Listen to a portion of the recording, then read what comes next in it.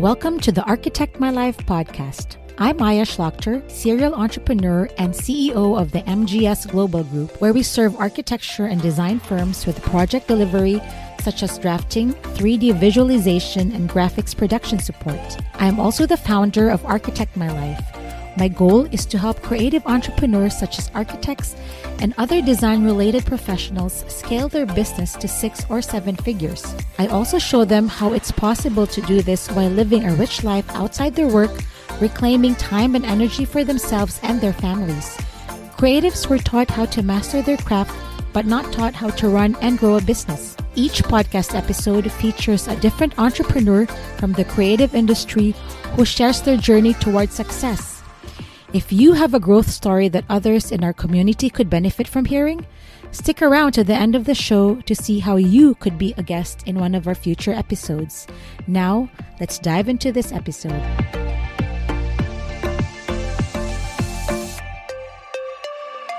Hi, everybody. I'm really excited to introduce our next guest, Vivian Lee. Vivian Lee is the new studio executive director of Bagot. Bagot is a global architecture firm with over 17 studios worldwide and over 900 people, I think close to 1,000 people worldwide. So Vivian has led award-winning projects all over the world in terms of hotel, retail, residential projects. She is also the co-chair of the AIA New York Women in Architecture Committee, where she mentors young architects and promotes women in leadership. Vivian was recently elevated to the College of Fellows by the AIA in 2020. So this Fellows is really one of the highest recognition in the architecture profession and in design, and because of her accomplishments and her contribution to the profession. And I just might add, I already talked to Vivian about this. Before I first met her, I was in a lunch with my friend who's an AIA co-chair in Cleveland. When I told her that I have a meeting with Vivian Lee, she said, "Oh, the Vivian Lee?" And I just wanted to share with you that, yep, it's the Vivian Lee. Without further ado, welcome to the Architect My Life podcast, Vivian.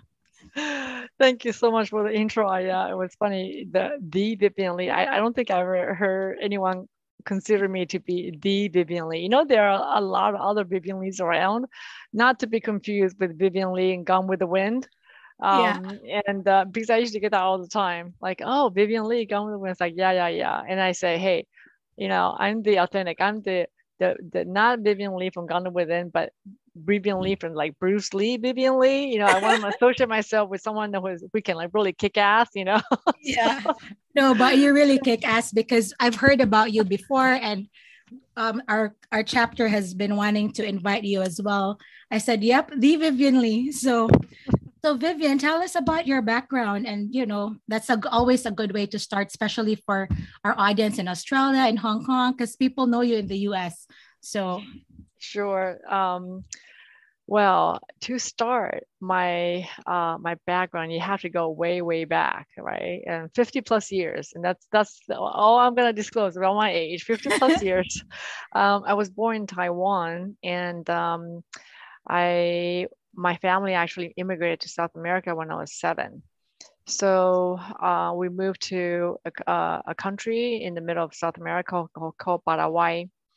And I was in Paraguay for close to 6 years. I went to grade school over there and went to a nice little Catholic school. And I learned how to say, you know, Our Father in Spanish, you know, my Padre nuestro que está en su cielo, santificado sea tu nombre, etc., etc. And actually, you know, this, you know, when I was in Paraguay, you know, it's a very different culture and how people live, how people communicate with each other. And I was a little kid, you know, and we lived in a little house just surrounded by fields. And, you know, as a kid, that was the best thing you can ask for. And I think in a way it kind of shaped me to who I am today. But, and I can get into a little bit more about that and how my curiosity in architecture came about. But moving on from Paraguay, my family immigrated to the States when I was 13. and we went to California. So I grew up there, went to high school. I went to Cal Poly San Luis Obispo for my undergrad. And when I was in Cal Poly, they had an international program. And it was always my desire to go abroad and see the world. So I applied myself really hard. I studied really hard trying to get selected. And I was selected to go to Florence, Italy. It's an international program over there. And I did my 5th year in Florence. And it was great. Again, I mean, who doesn't like Italy, right? The food, the culture, the architecture, the men, and The men. the language, beautiful language. And I really just fell in love. And I think also the fact that I grew up in South America, sort of that the the background is very similar, and Spanish and Italians is also quite similar. So when I graduated, I originally was planning to come back to the States, of course, and then there was a recession, and it was a pretty bad one, 1991, for those of you old enough to remember. And I figured that there's really no point for me to come back to the States. I'll be competing with like a job with, I don't know, 10,000 applicants. It was almost as bad as 2008, and it was almost as bad as the pandemic. So my decision was to stick around Italy and get some experience, and to come back one day with a different set of experiences in my portfolio and my resume. Because, one thing that I do want to mention is that you always kind of want to be someone different. You want to stand out. You want to, if you have a pile of resumes, like you just review 300 resumes, what is something that really pops up, right? Something that is different, that makes that person different and unique. So I decided to stay in Italy, and I was working for a small firm, and they actually needed someone who spoke English because a lot of the projects were overseas, and we're designing Dolce Gabbana stores around the world. And that was really quite fun, especially sort of my first real job. And I've done internship and all that through college, but it was my real job with a real paycheck. And I was on the phone talking to people from Jeddah to Tel Aviv to Hong Kong to Singapore and Houston, Texas, right? And it was just fascinating how with my skill set, and this is AutoCAD version 12, and and it's still very much in very primitive software, and but I was able to connect with the world through telephone and through a fax machine. And it was such an amazing experience. And so basically, because of that, I think how that really shaped my career, my profession, and having this kind of a global connection. And of course, you get to a certain point, and you have to face the fact that you have to get license. You have to come back and take your license exams. Like, yikes! So I decided to actually, after 6 years living in Italy, I decided to come back. So I went back to San Francisco, and at the time, I joined the San Francisco International Airport team with SOM. And I was there not for very long, because when I was studying for my exam, there was someone taking a class, one of those classes that you take to study. And he was from Glenson. He's like, oh, I heard that you just came back from Italy and you did some interior work. Would you like to join Gensler? I was like, sure. I went for an interview, and I think it was the longest interview I had. I think it lasted for like almost 3 hours. They showed me around. They talked to me, and next thing I know, they said, we would like to offer you a job. Would you like to go to Hong Kong? I'm like, okay. So I was physically in the San Francisco office for about 6 months or 8 months. I can't remember now. And I had the privilege to meet Art Gensler, just amazing human being. He is definitely someone that I looked up to. And so I think it was 1997. I packed my bags. They shipped me over to Hong Kong flying business class, and which is my first time. I was like, ooh, Wow. I'm actually a grown up now. I got to Hong Kong, and then and asked myself, I still remember I landed at the airport, and I was going to the terminal, and I said to myself, what the heck did I just do? Like, moving across the world and starting a new job. And it was such an amazing experience. I mean, I was working a lot, but at the same time, I learned so much, and I was able to work on a project in Beijing, where my mom is originally when she was from when she was a little kid, and it was just sort of getting in touch with the motherland. I worked projects in Hong Kong. I got to travel to Tokyo. I got a chance to travel to the Philippines. I actually went to the Philippines to make a pitch, and I think we were going after a project, and it was just amazing. And I think this is when I was in my mid-20s. So I was there for a short 2 years. This is during the handover. So I was there from I was 28. So I was there for 2 years, and then the Asian market crashed. I'm not sure if you remember this. This is Yeah, I remember. 1999. And I was like, what's going on, right? All this recession is following me. So I decided I had to leave basically, to pursue my career further. And in Hong Kong, I used to go with all my colleagues, my friends, a lot of the expats over there, and we usually go to karaoke, and I remember um, the farewell party that they gave me, went to a karaoke, and we were singing New York by Frank Sinatra. Oh So yeah. obviously, like Frankie said, if you can make it in New York, you can make it anywhere. So that really get my hopes up. It's like, I'm gonna try my luck in New York. And I came to this city, wonderful city, and I moved around a lot actually. I started working for Peter Marino, a very high-end interior design firm. And then from there, I felt like, you know what, I need to try something else, because since my experience in Italy and at Gensler was mostly interiors, I wanted to try to do architecture and learn how to detail waterproofing, right? So that's the difference between like interiors and architecture, is the waterproofing details. And so I went and got myself a position as a project architect at EYP, which is Einhorn Yapia Prescott. And I really had an amazing sponsor and mentor, John Schiff, who really took me under his wings, knowing that I didn't have much architectural background or experience, but he literally gave me a project and said, "Here, this is your project. Take it, and run with it." So it was a fine arts building for NJCU, which is in Jersey City. Amazing, amazing experience. And I learned so much on that through that process. And then from there, I went and designed yet another high school in Newark, New Jersey.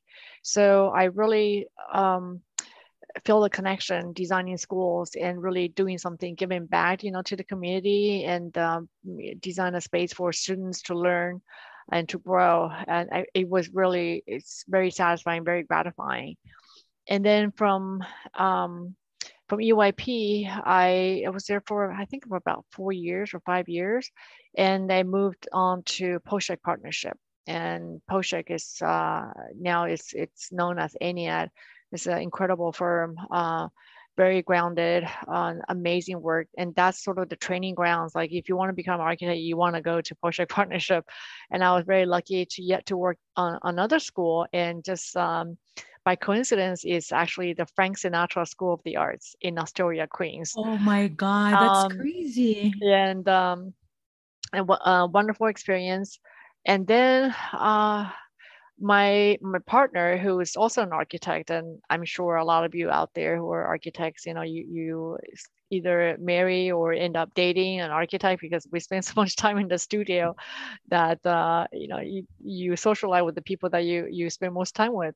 So at the time, my partner was browsing through the AIA website, and he came across this ad, and it was said, international design firm looking for an Italian/English speaker who uses MicroStation. And, I think at the time in New York, there were 3 firms that used MicroStation. It was Foster, Poshek, and Richard Meyer and Partners.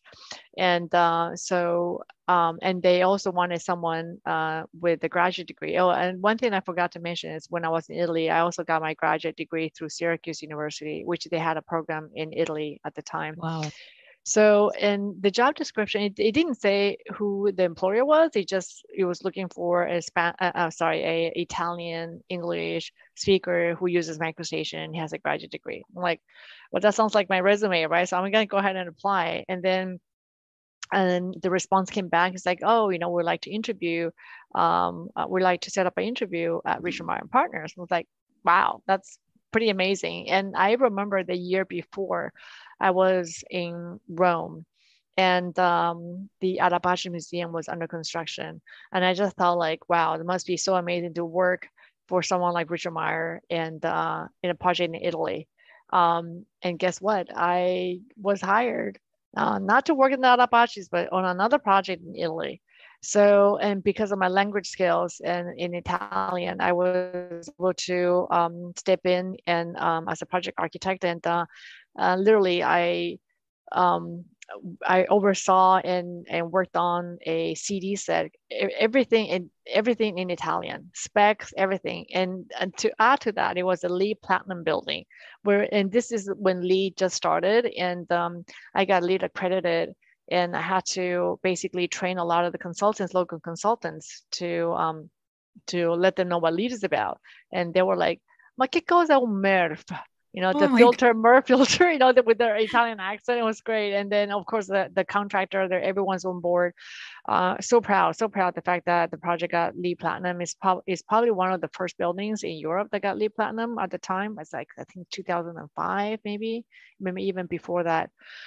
Anyway, so a little bit about my background. So from Richard Meyer and Partners, I was there for 15 years. I got elevated to principal, and then Me Too happened, right? And that's one of the reasons I feel like it's time to move on and find other opportunities.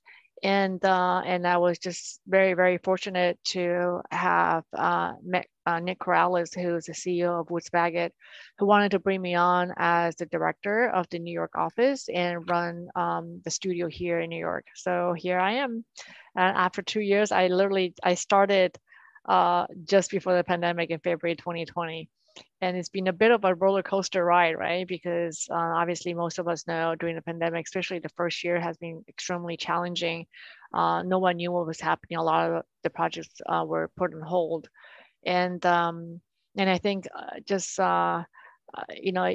now we're in growth mode. We can hire fast enough. And I have to say, I'm in really, really deep gratitude to Woods Bagot for supporting me this past 2 years, but for the really incredible, talented colleagues that I have, the principals and the people that work in the studio, really made a huge difference. And having everyone to support you, to have your back, and vice versa, is something that I think a lot of friends should be aspired to do. And to be able to find this kind of collaborative environment has been life-changing. So again, that's where I am today. So it's very impressive that you're new at Woods Bagot, you're studio executive director, and then you have another problem, another big, like a pandemic. So how was the transition? You're new, and then you have the entire team, and then you probably haven't met a lot of them, or I don't know, how did you deal with? I'm not the first one. I'm hearing a lot of people have been hired during the pandemic. A lot of things was Zoom, right? So, and sometimes we'll get on a call with a potential client or existing client, and I would joke, and it's like, I know most of my colleagues in 2D, in digitally 2D, and then we have actually hired quite a few people during the pandemic as well. It is hard, but I think architects are very resilient, and we're creative in terms of finding solutions and how to get work done. I can't lie, it has been really tough, and like many firms, there has been some furloughs, some layoffs, and that was also very, very tough. I'm a people person. Like I relate to people, and having to do something like that, especially someone that you met not for so long, and having to do that is being a lesson to be learned. And but I think over time, because of the support that we have, and because we are a global studio, different parts of the world might be doing a little bit better, that will support us, and we'll do the same when we're doing okay. And one thing about with Bagot, we have a lot of the intercompany work. So for instance, when we were a little bit slow, we did a competition with our Shanghai office and for office building in Fuzhou, and we won. So that was great. So we are able to collaborate, across regions and cultures, right? And we, architecture, beautiful design, transcends, I think any language that you speak, right? So it's the language of design that sort of connects us together. And at the same time, we were also doing competitions for our studio in Dubai. And when things got busy in San Francisco, we'll lend people, one of our interior designers to work on a project in San Francisco. So there's that kind of collaboration that is, I think, very helpful when you have that structure to support you. So now we like our whole firm is busy. we are trying to find new talent, and we're evolving, and what's kind of interesting to see also, the pandemic really showed us how we can work with each other, and how we can better work with technology. And the fact that we are, because of a global firm, we do already collaborate a lot of Teams calls or Zoom calls, and so it wasn't so hard for us to do remote. But I do really miss that, coming back and engage people and build that culture, which is something that really bonds people together. Like I'm here in the office right now. You can probably see I have the little models behind me, and we have adopted the hybrid schedule. So we ask people to be in the office 3 days a week, and 2 are flexible, remote. You can do remote. I personally prefer to come to the office every day, because I can only do so much in my tiny little apartment. Yeah. So, and it is New York, and pretty much our dining room table became our work desk. And I just need to get away from that. But also, I think we are truly adopting the flexible schedule, because the 3 days that you are in the studio really is really what works with your project team. So say you might better work, you have standing meetings with the client on Mondays and Wednesdays, and maybe you can come in Monday, Tuesday, and Thursday, or you can come in Tuesdays, Thursdays, and Fridays. It's really up to you.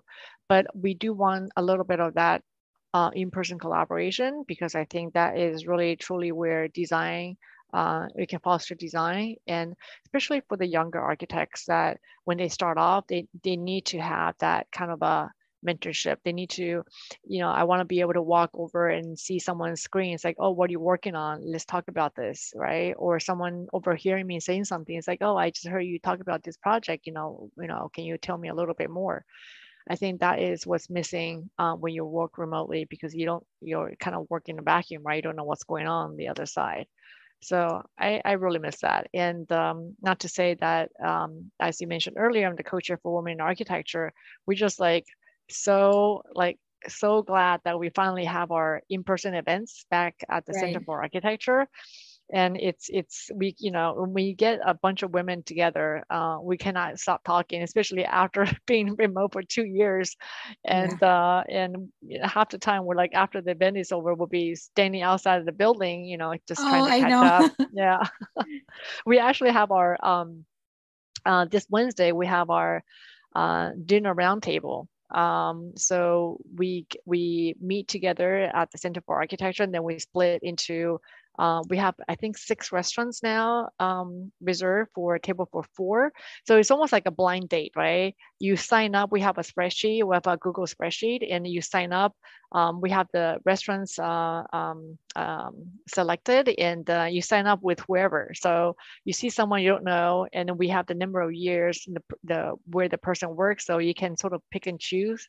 It's kind of fun because you might end up meeting someone and establish a relationship or do some networking. So So this is now the Women in Architecture New York yes, City, yes, right? yes, So yeah. so anyone who becomes a member at the AIA New York can automatically become a member at the WI8, or do you have to apply for that? No, there's no application whatsoever. You just volunteer to be part of it, right? Yes, yes. And our meetings, our events are open to the public, open to all. In fact, you even need to be an AI member to attend. We have special fees for AI members. AI members for our usually all the events are free. If you are not an AI member, you pay, I don't know, like $5 or $10 per event, which is not much. But we do really encourage, and it's funny because we're not exclusive to women. We'd love to have men to participate because a lot of our programs are really excellent, and it's not about women's issues. It's about you know really kick-ass women like doing amazing work, right? So, and for the last couple of, I mean, I've been coach here for the last 4.5 years, and every year we just have really amazing program with really incredible, just so inspiring panelists and speakers. And I mean, you have 24 events a year. yeah, we averaged about 24. I mean, that's insane, right? I mean, that's like almost averaged, 2 events a month. Sometimes we have 3 events, and during the summer, we try to take it easy and maybe have 1 event and maybe not have the community meeting. And also in December, right? Just because me and my coach here, Rosalind, and we actually do need a break. We are human beings. We do need a break sometimes because it's literally a full-time job. But at the same time, it's incredibly satisfying. And you see the impact that you have, and some of the comments and feedback that we get from our members are just, it just warms your heart, and it reminds you why you do what you do. And this is something that I definitely feel like after practicing for 30 years it's a way for me to give something back, to not just to my peers, but giving back to the future generation of architects, especially women architects. Yeah. So I have a follow-up question to that. Like, I attended your founders forum, Women Who Break the Biases. And that was my first event that I attended online. And I think that was very eye-opening for women who, like for you, I'm sure you've attained a lot of success based on what you told me the last 10 minutes, 20 minutes. But I'm sure it wasn't all that rosy. We all have had our own set of issues, especially when you're a powerful woman in architecture. There are some people who might get jealous of your success. I mean, it's never that easy. So again, I have like 2 or 1 question for you in terms of, that we all women encounter, like how have you dealt with that? How did you deal with adversity as a woman in architecture, and you're at the top now? Like, how did you battle that? And the reason why I'm asking is because for people who didn't join the Women Who Break the Biases, they talked a lot about, how they were able to deal with adversity. Do you have an experience you can share? Well, not so much adversity. I have to say that I've been pretty fortunate. I think that the fundamental thing is that if you love what you do, and I know that you love what you do, and I can hear it when you talk about your work. If you love what you do, you tend to do a pretty good job, right? Because you come into work happy, you look forward to your next task or your responsibilities, and I find women really supportive. And this is the community that we have built at Women in Architecture. Everyone supporting each other. And you probably, I mean, if you attended the event, we usually try to find a good cross section of panelists, and where they can learn from each other. And they all face some challenges, but they all come up with incredible ways and funny ways to combat those, right? So I think it was Nina who mentioned how when she started going to doing CA, and the contractor wanted her to come up with an answer, and I think her supervisor is like, don't ever give an answer at the job site, always come back, and then say, we'll get back to you. And then she said how she started doing that, and then she realized, like, well, maybe people think I don't have the answer, that I don't know what I'm talking about, that I have to take it back to my supervisor and ask, my supervisor for an answer or for permission to say what I have to say. And it's like, forget that. I know what I'm doing. I know this is my project. I know my project very well. So she eventually, instead of going back, she was answering all the questions herself and building that kind of on the respect and the confidence, right? And at the job site. And I thought that was just so great to hear. And I think that's one of the lessons that you learn. Like you need to be authentic to who you are and be confident of your own abilities, and really truly believe what yourself. And I think when you do that, it really shines. And I think of course there are challenges, but it's not because there are challenges because I'm a woman. I think the challenge is because of the profession in overall.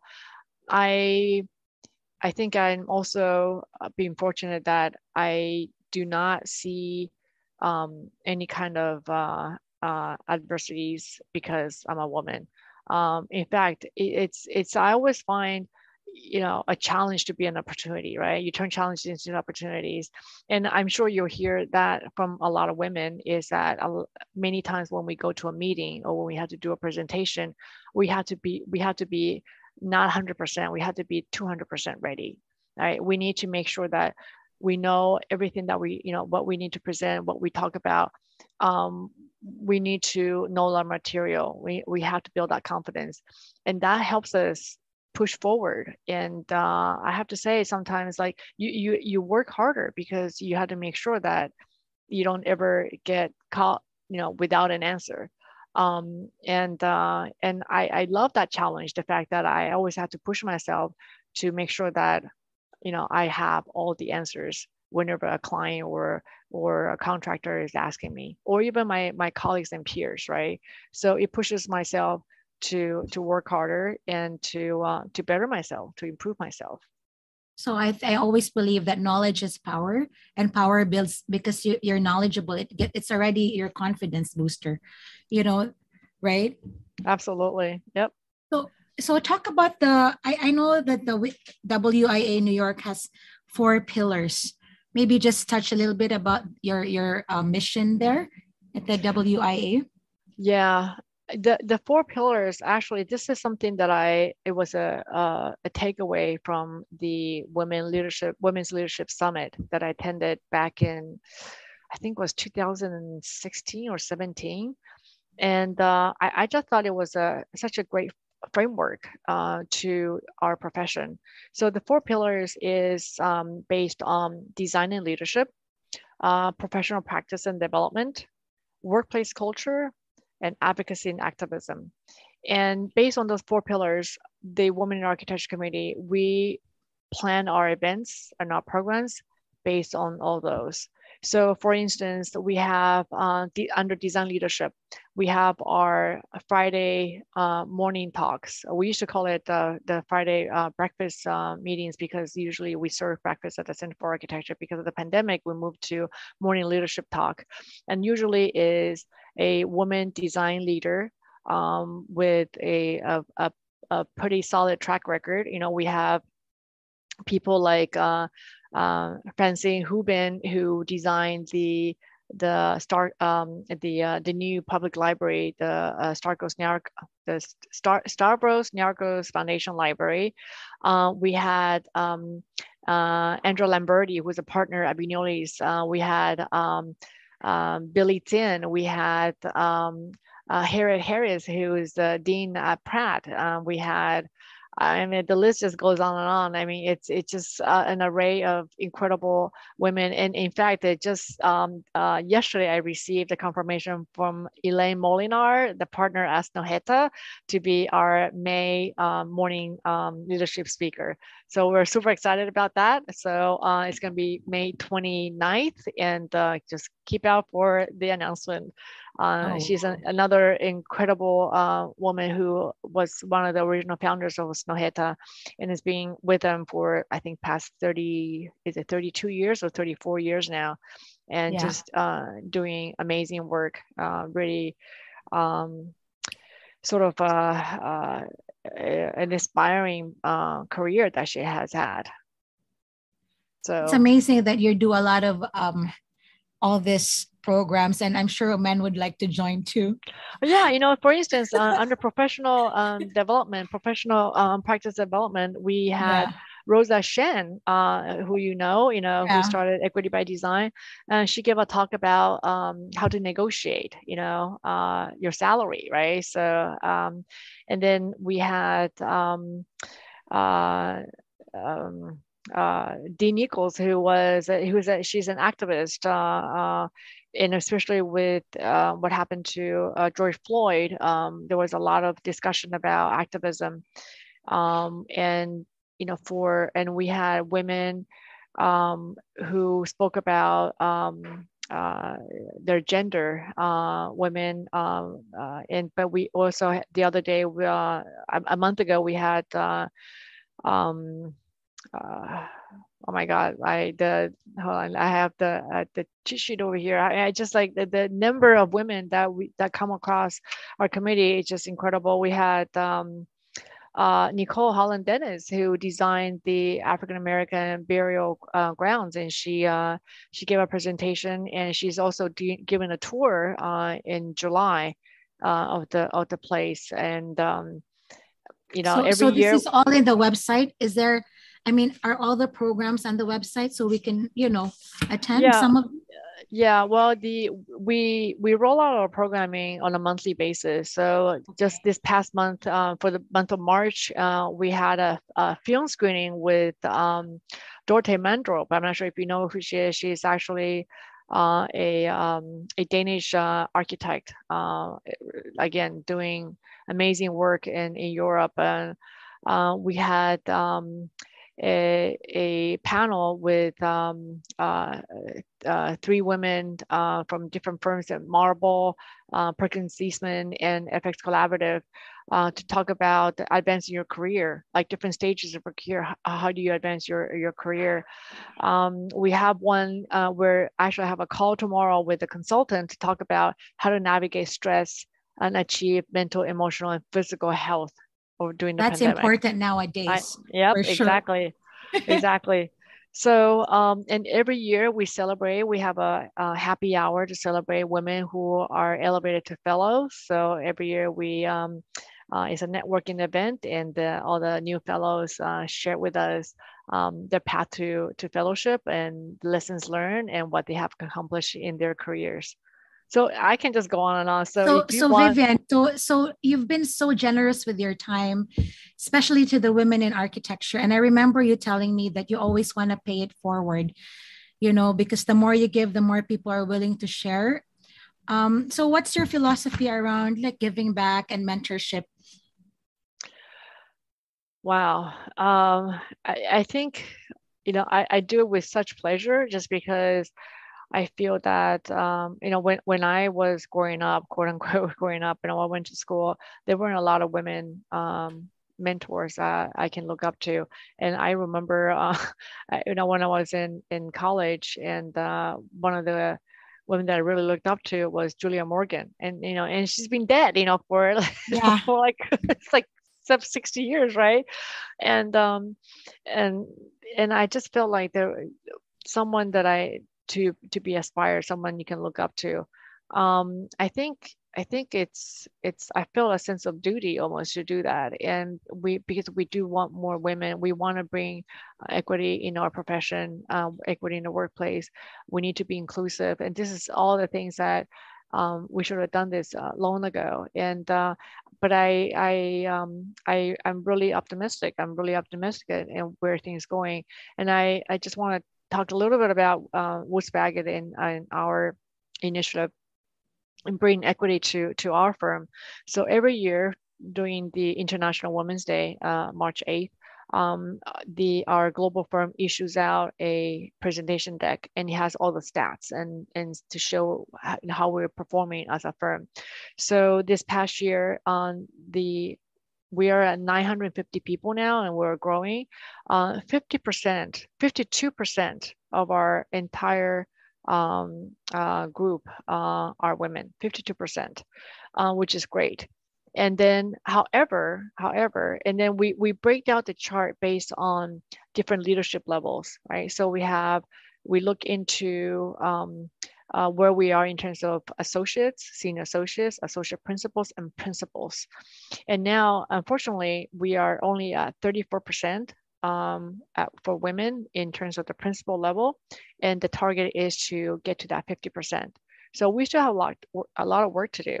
However, what is optimistic is that right under principals, we have the associate principal tier. And under the associate principal, we are 42% women, which means that we are building the pipeline, right? So eventually the 42% is going to be hopefully elevated to that 34% and becoming principals.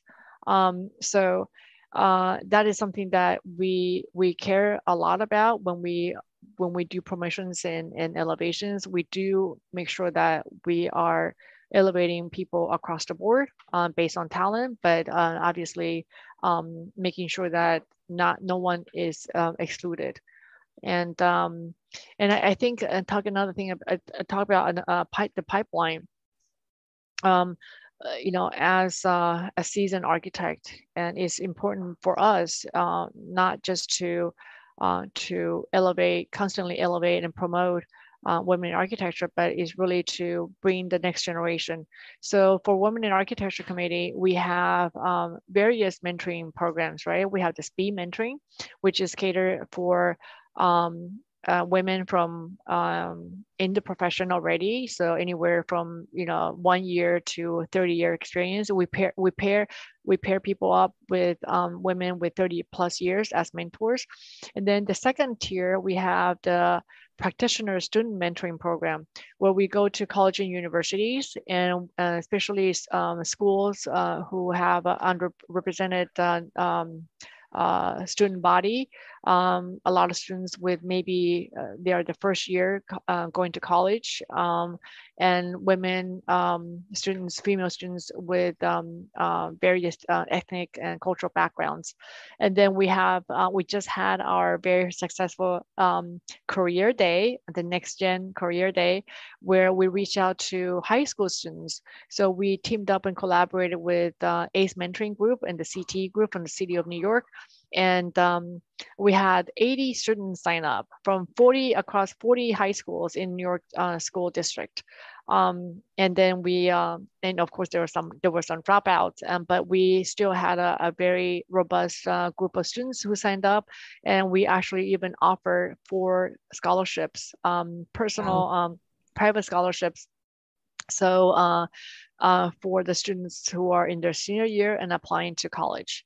So, and all those our sort of initiative as Women in Architecture, that what we want to do to promote more women in our profession. Not just women who are already architects, and promoting them to a different tier and to the leadership level, but also starting from the very young, from high school. So Vivian, you have 2 full-time jobs. I do. Don't tell my boss. but this brings me to my last question about the future of the profession. But you pretty much summed it up based on our conversation. But in terms of the future of our profession, there's a lot of negative feedback about architects not getting paid well. We're burning out. I mean, people are quitting after COVID, especially with the work-life balance.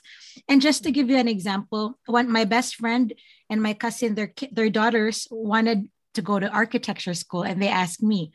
This was like years ago. So they asked me, Tita Aya, like Aunt Aya, I want to go into architecture. Do you suggest it? So I gave them all the facts like this. You're going to have to pay your dues. You really have to love it because in the beginning, you won't get paid that much.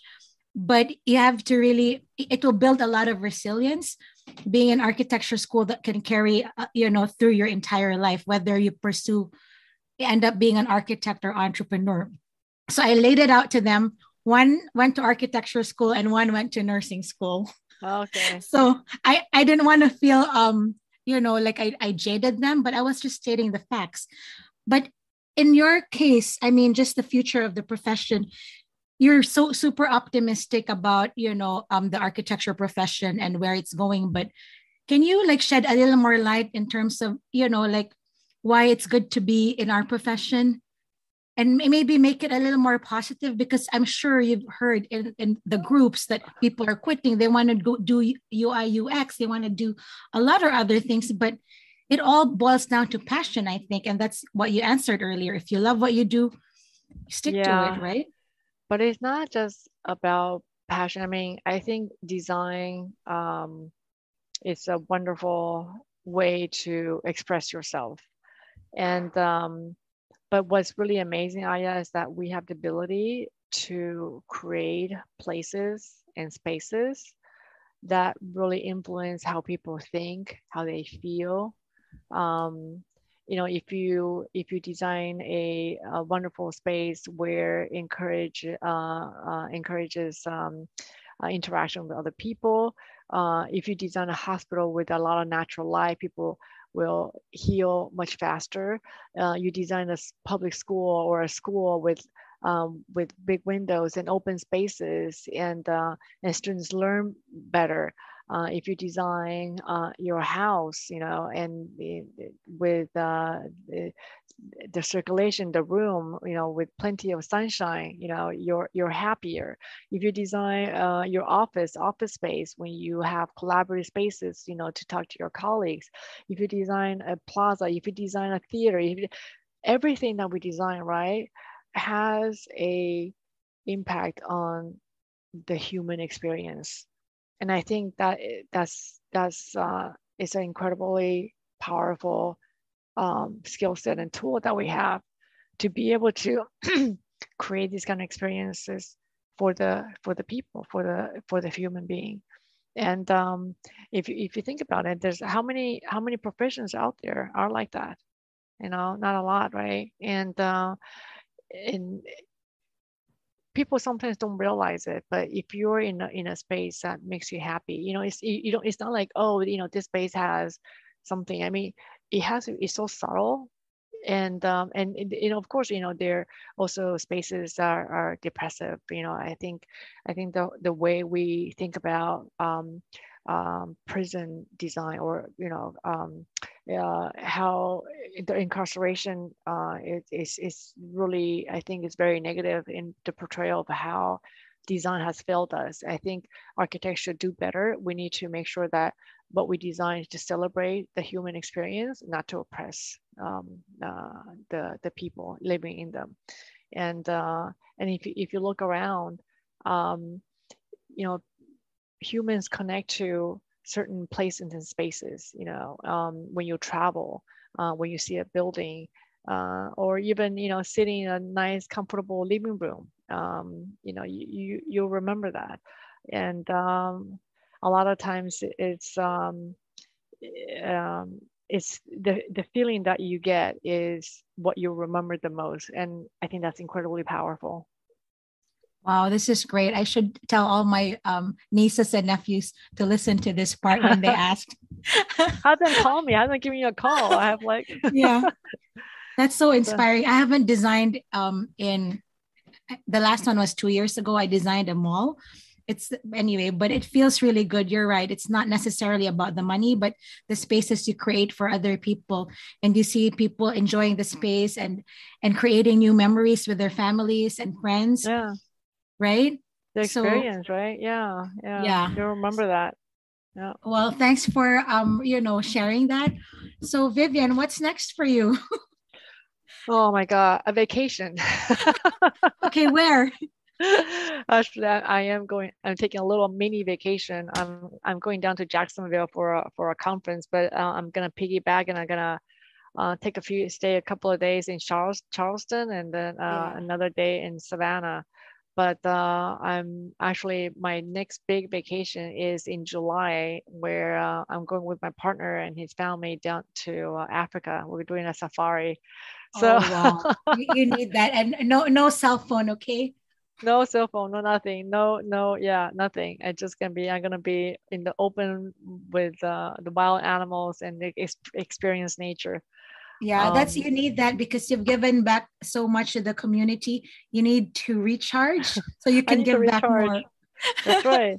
Well, it's definitely, I think we need to take care of ourselves in order to take care of others, right? So yeah, that's important to keep that in mind. So hopefully, if we can get this the next event set up with our speaker. Her name is Megan Suarez, and we're super excited to meet her. I'm going to meet her for the first time tomorrow, and we're hopefully she can give us some tips and pointers about how to find that perfect balance of work and life. Yeah, so, please do share with us. Yeah. It was a pleasure talking to you, Vivian. Thank you for your time, and I can't wait for all the women and men to hear our episode. And I thank you so much for the great work that you do with Architect My Life podcast. And by the way, we share your podcast every month in our monthly committee meetings. So keep up the good work and keep promoting, elevating, and advancing women in our profession. Thank you for everything you do, Aya. Thank you. Thank you for listening to the Architect My Life podcast. We'd love to hear from you on social media using the hashtag Architect My Life podcast. Be sure to follow us on Instagram at Aya_Architect My Life. That's Aya, AYA_Architect My Life. And for women firm owners, I invite you to join the Architect My Life private Facebook group. If you haven't already, we'd appreciate it if you'd subscribe to the show, as well as rate or review us wherever you access podcasts. And if you think you have something to add to the conversation through your success running a business, we invite you to apply to be a guest in one of our upcoming episodes. Visit architectmylife.com/podcast to learn more. Maybe you're not in a position to share your success story yet. That's okay. Take your business to the next level with our coaching and online courses. Get everything you need at architectmylife.com. Remember, there is a way to manage it all so you can achieve more. I'm Maya Shlachter. Thanks again for listening.